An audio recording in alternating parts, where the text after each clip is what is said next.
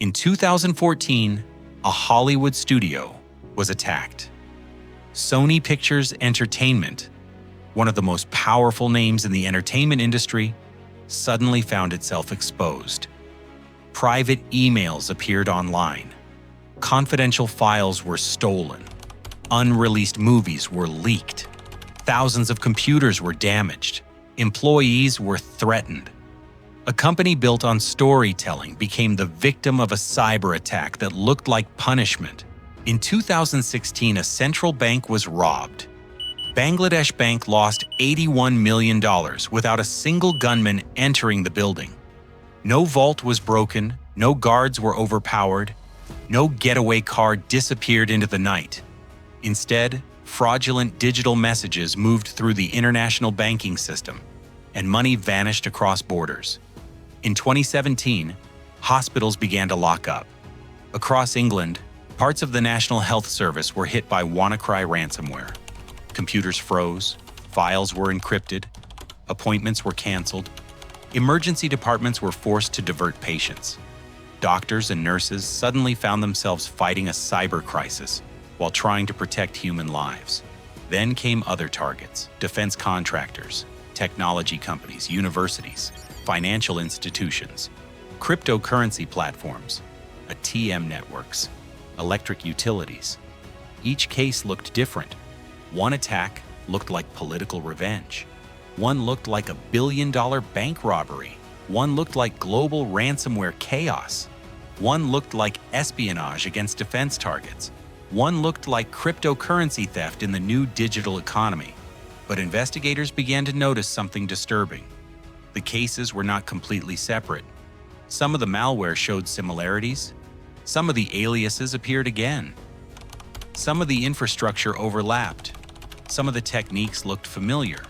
And slowly, from years of digital evidence, one name began to rise from the shadows: Park Jin Hyok, a North Korean computer programmer wanted by the FBI, sanctioned by the US Treasury, accused by the Department of Justice of being part of a wide-ranging conspiracy linked to one of the most dangerous hacking ecosystems in the world, the Lazarus Group. According to US authorities, Park was not a random hacker chasing attention.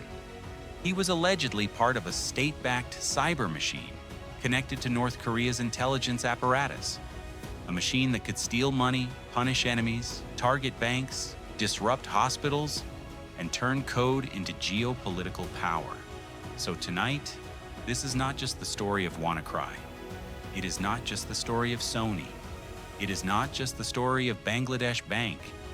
This is the case file of Park Jin Hyok, the programmer whose name became attached to a decade of cyber operations, the face on an FBI wanted poster, and the symbol of a new kind of criminal ecosystem, where the robber does not carry a weapon, the battlefield has no border, and the attack begins with a screen.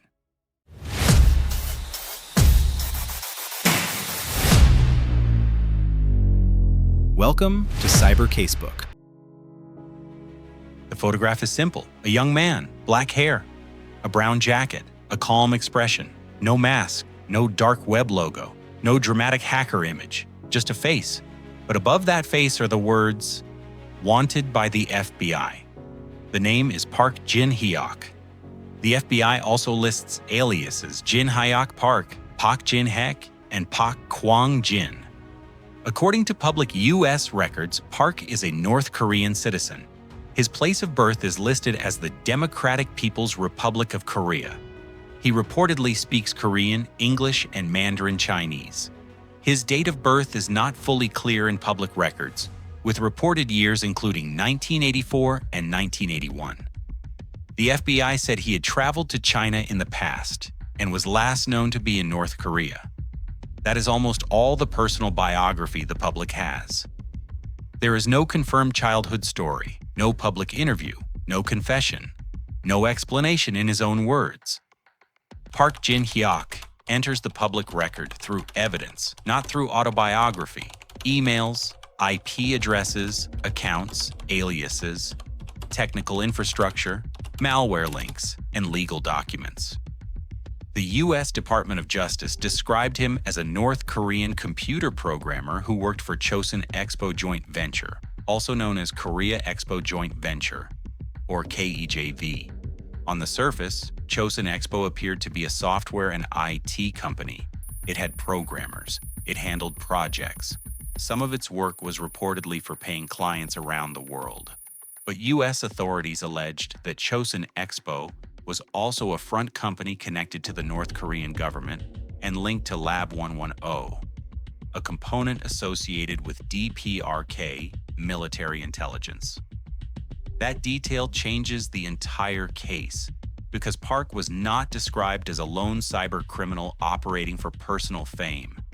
He was described as part of a system, a closed state system, a cyber workforce, a digital operation built inside a country under heavy sanctions, international isolation, and constant geopolitical pressure.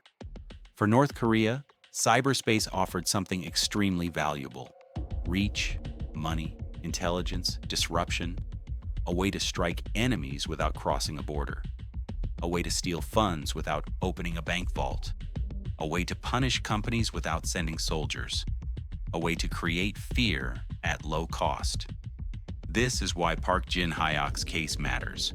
He became one public face of a much bigger machine.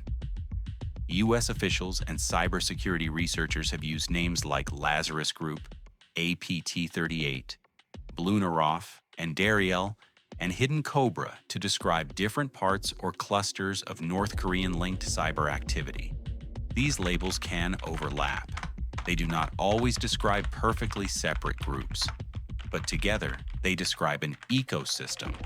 One part gathers intelligence, one part targets banks, one part steals cryptocurrency, one part launches destructive malware, one part builds fake identities, one part hides infrastructure, one part moves stolen money. This is not cybercrime as a hobby. It is cybercrime as an organized operation, a digital cartel with state protection. And according to investigators, Park Jin Hyok was connected to that machine through his work, his accounts, and the digital trails that linked multiple attacks over several years. But the first major case that made the world look closely at North Korean cyber power was not a bank robbery. It was Hollywood. In November 2014, Sony Pictures Entertainment was preparing for the release of The Interview, a comedy film involving a fictional plot against North Korea's leader. To most people, it was entertainment. To North Korea, according to U.S. officials, it was a provocation. Then Sony's systems were hit. The attack was brutal, public, and humiliating. Employees found computers unusable. Internal files were stolen. Confidential emails were leaked. Unreleased movies appeared online. Threatening messages were sent to executives and staff. A group calling itself the Guardians of Peace claimed responsibility. This was not quiet espionage. This was not a hidden theft where the criminal disappears silently. This was exposure. The attackers wanted Sony to feel watched. They wanted employees to feel vulnerable. They wanted executives to feel pressure. They wanted the public to see the damage. The psychological goal was as important as the technical goal. Sony became a digital hostage. Its secrets became weapons. Its internal communications became public spectacle. Its business operations became part of a geopolitical message. According to U.S. prosecutors, the attackers gained access by targeting Sony employees with malware. Once inside, they stole confidential information and damaged thousands of computers. The attack showed the world something frightening. A private company could become the target of a state-linked cyber operation because of a movie. A comedy film could trigger an international cyber incident. A corporate network could become a battlefield for political revenge. For investigators, Sony was more than one attack. It became a clue. The malware, the accounts, the aliases, and the operational patterns would later be compared with other incidents. And the question became, Was Sony an isolated act of retaliation, or was it the opening chapter of a much larger cyber campaign? Over the next few years, the answer became darker, because the same alleged ecosystem would not only attack entertainment companies, it would target the global financial system. And in 2016, the world saw one of the most audacious digital bank heists in history. February 2016, Bangladesh Bank. The Central Bank of Bangladesh became the target of a cyber-enabled heist. There were no masked men, no broken doors, no armed confrontation. The attack moved through computers, credentials, and trusted banking messages, according to U.S. authorities. The attackers compromised the bank's network and accessed systems connected to SWIFT, the international financial messaging system banks use to request transfers. Then fraudulent transfer instructions were sent. The target was massive. Investigators said the attempted theft was over $1 billion. The successful theft was about $81 million. This was not random cyber theft. It was planned. It required knowledge of banking workflows. It required access to the right systems. It required timing. It required international movement of money. And it required confidence that a digital message could be trusted enough to move millions. In an old bank robbery, the criminal attacks the vault. In this new version, the criminal attacks trust, the trust between banks, the trust in authenticated messages, the trust in systems that move money across borders every day. One of the most famous details connected to the heist was a spelling error that helped raise suspicion and stopped more money from being stolen. A typo, a small mistake inside a massive operation.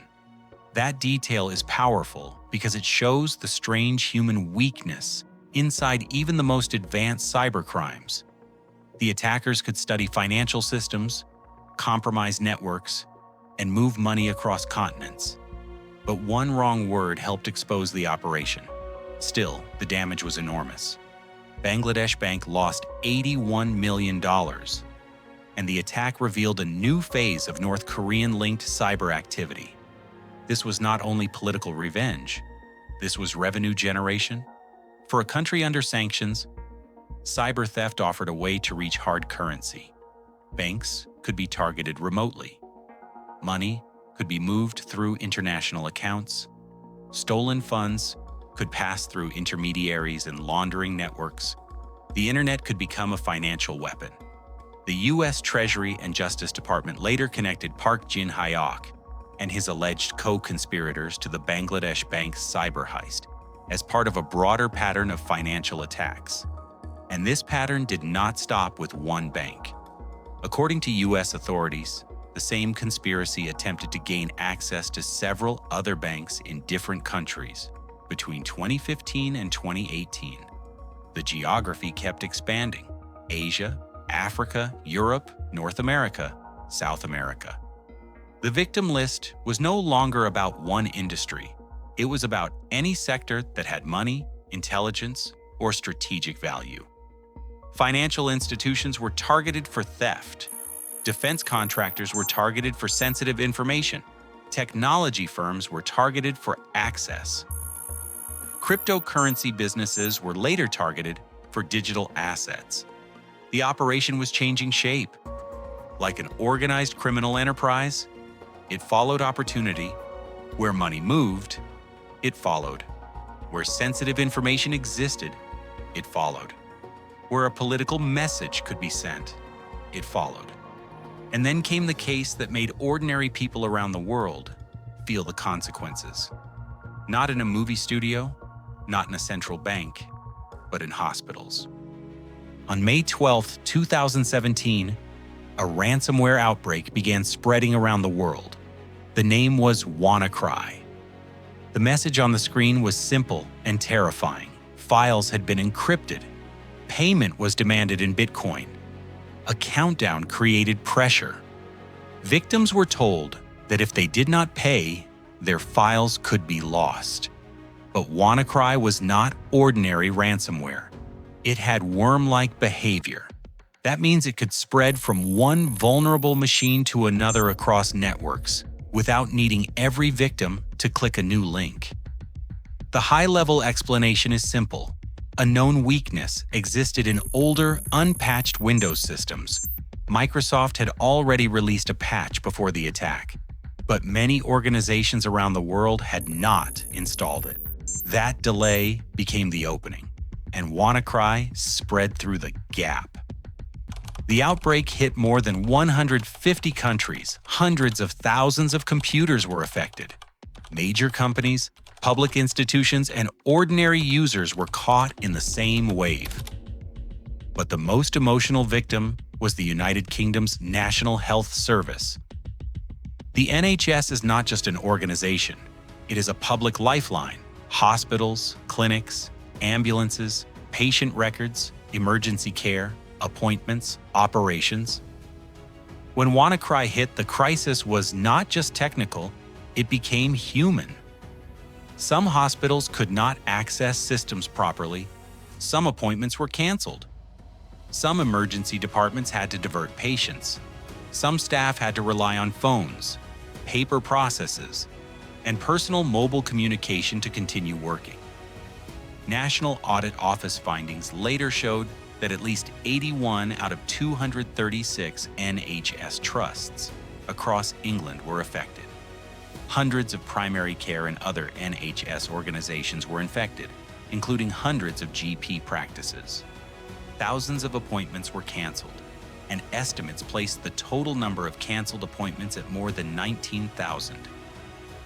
This is what makes WannaCry one of Park Jin Hyok's most important alleged cases. Not because it was the only case, but because it showed the real-world cost of the ecosystem investigators were tracing. A ransomware attack is not just a screen. It can become a delayed operation, a diverted ambulance, a doctor without access to information, a patient waiting longer for care, a hospital under pressure. The National Audit Office later concluded that WannaCry was relatively unsophisticated compared with more advanced cyber threats, and that basic IT security best practices could have helped prevent the disruption. That is the dark lesson. Sometimes global damage does not require the most advanced attack. Sometimes it requires old systems, delayed patches, unclear responsibility, and a failure to prepare. WannaCry was eventually slowed by an unexpected discovery. A security researcher, Marcus Hutchins, found that the malware checked a strange domain before executing. The domain was not registered. He registered it, and that action activated what became known as a kill switch, a strange domain, a small clue, a moment of luck. The spread slowed, but the mystery remained. Who was behind WannaCry? Why was the ransom system so poorly designed? Was money really the main goal? Or was disruption part of the purpose? In December 2017, the United States publicly attributed WannaCry to North Korea. U.S. officials said they made the attribution based on evidence and with support from partner governments and private sector analysis. The United Kingdom, Australia, Canada, New Zealand, and Japan were described as supporting the attribution.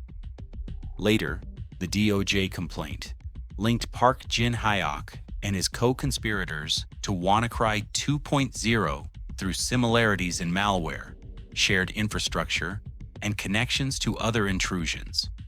But because this is a real case, the wording matters. Park Jin Hyok has not appeared in a U.S. courtroom to answer these charges. The allegations remain allegations unless proven in court. The public record names him as wanted, not convicted. Still, WannaCry became one of the most important chapters in the case against him, because it connected the alleged cyber ecosystem to global public fear. That was the Justice Department announcing charges Thursday against an alleged North Korean hacker. The criminal complaint specifically charges Park Jin Hyok with wire fraud and computer fraud. Well, Elaine, we're talking about hundreds of millions, if not billions of dollars. In addition to the 2014 hack against Sony Pictures Entertainment, he's also alleged to have committed hacks against defense contractors, law enforcement, financial institutions, and he is also alleged to have been behind the WannaCry 2.0 ransomware attack. That attack put ransomware on hundreds of thousands of computers around the world and nearly crippled the British healthcare system. So it's a significant impact for just one alleged actor. They won't reveal all of their sources and methods, but what they would say is they were able to connect social media and email accounts to his activity. And they said he also attempted to use proxies to try to hide this exact location. But even after WannaCry, the alleged North Korean cyber machine did not stop. It adapted again. From hospitals and banks, it moved deeper into the new digital economy, cryptocurrency, ATM networks, and financial technology. Cybercrime ecosystems survive by adapting. If one method becomes risky, they change. If banks strengthen defenses, they look elsewhere. If old malware is exposed, new tools appear. If financial systems become harder to penetrate, they move toward emerging markets and technologies. That is what U.S. authorities later described in the broader North Korean cyber cases. The 2021 DOJ indictment expanded the case beyond Park Jin Hyok alone. It charged 3 North Korean computer programmers, Park Jin Hyok, John Chang Hyok, and Kim Il. According to the indictment, the broader conspiracy involved destructive cyber attacks, bank thefts, ransomware, malicious cryptocurrency applications, and attempts to steal more than $1.3 billion in money and cryptocurrency. This revealed an important evolution. The alleged operation had moved with the times. Cryptocurrency had become a major target. Digital exchanges held large amounts of value. Trading platforms moved quickly. Startups grew fast. Security maturity varied. And cryptocurrency could move across borders in ways that made it attractive to criminals and sanctioned actors. In some alleged schemes, malicious cryptocurrency applications were disguised as legitimate tools. The victim might believe they were installing a trading platform, but the software could secretly open a path into their computer. This was not brute force. It was deception, the same old psychological weapon in a new digital form. Create trust, offer a tool, make the victim open the door, then use access for theft. The ecosystem was also linked by U.S. authorities to ATM cash-out operations known as fast cash. At a high level, these attacks targeted financial infrastructure, so withdrawals could be coordinated through ATM networks. Again, the pattern was clear: no physical robbery, no direct confrontation. The system itself became the target.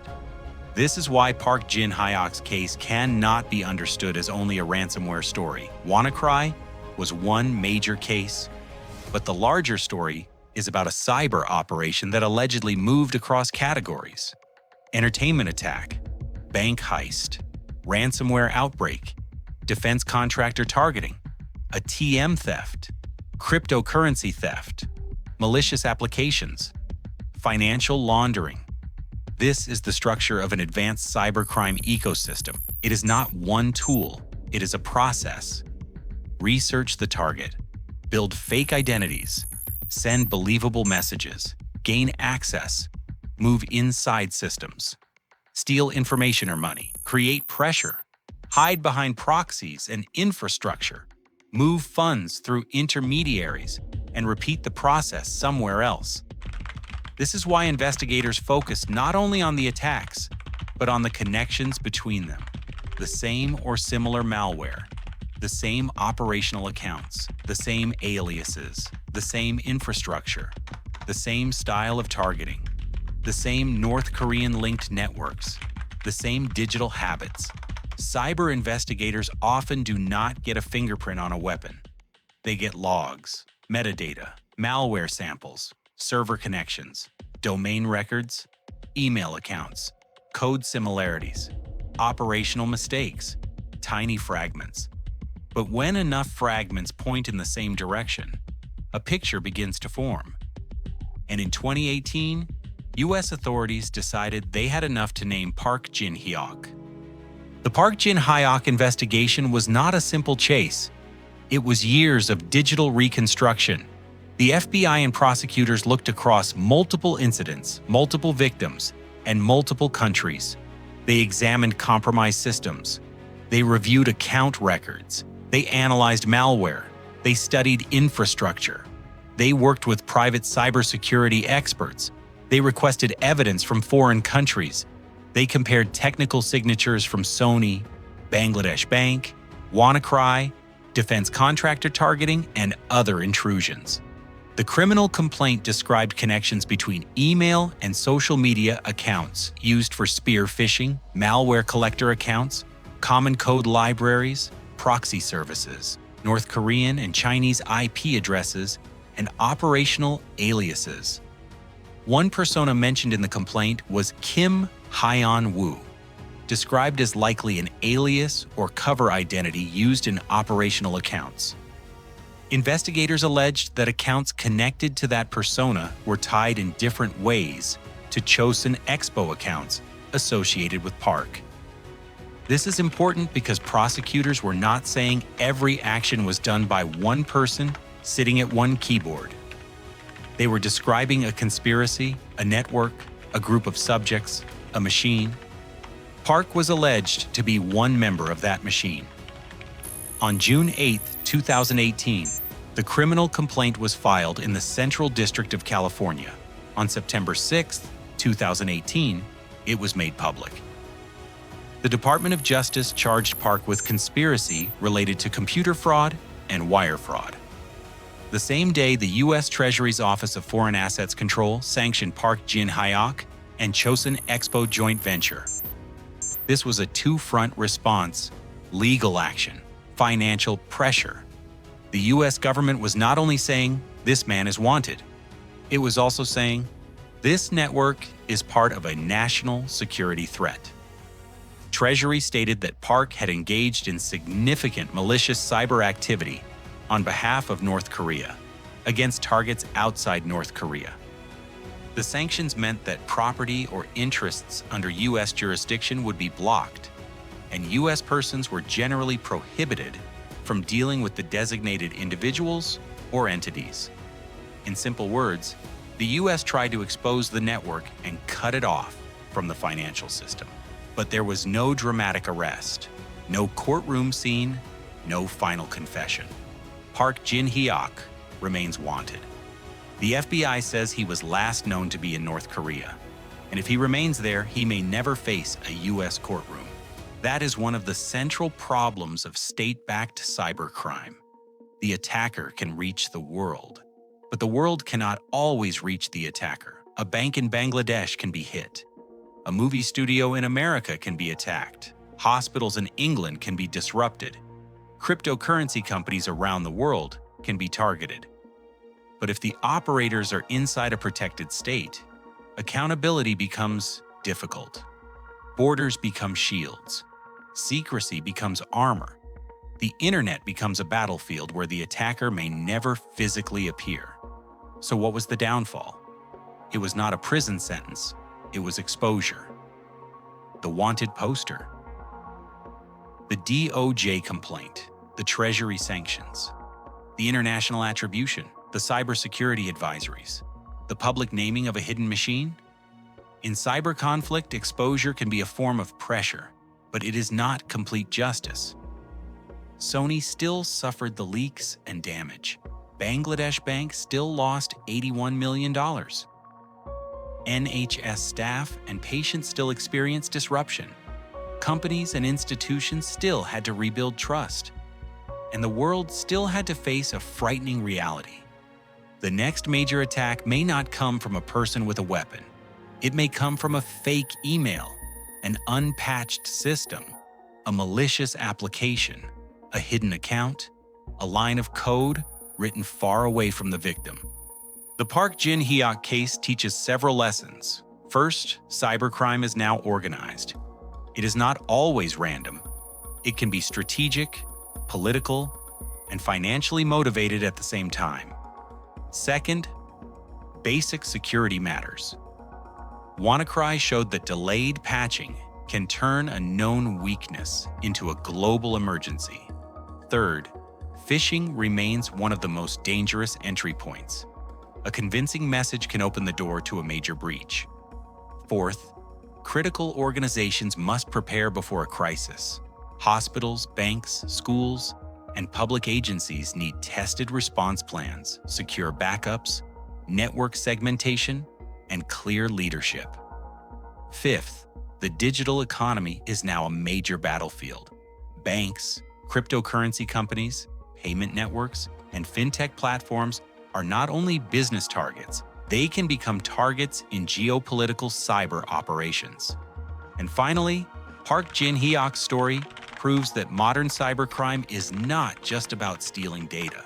It is about power, money, pressure, revenge, survival, and state strategy.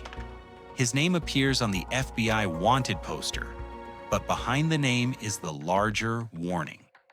A hidden cyber ecosystem can move from a Hollywood studio to a central bank, from a bank to hospitals, from hospitals to defense contractors, from defense contractors to cryptocurrency exchanges. Different crimes, different victims, different countries, one shadow. Park Jin Hyok remains wanted. Lazarus remains a symbol of state-backed cyber danger. And the case file remains open. Because somewhere in the world, another fake message may already be written. Another vulnerable system may still be unpatched. Another company may be downloading a tool it thinks is safe. Another bank may be trusting a message it should question. Another hospital may be one update behind. And another operator may be sitting behind a screen, waiting for the next opening. This was not just one ransomware outbreak. This was not just one bank heist. This was not just one Hollywood hack. This was the case of Park Jin Hyok, the wanted programmer, the alleged Lazarus operator, and the hidden face of a cyber machine that showed the world how modern crime can cross borders without ever leaving a room. This is CyberCasebook, and the case file remains open.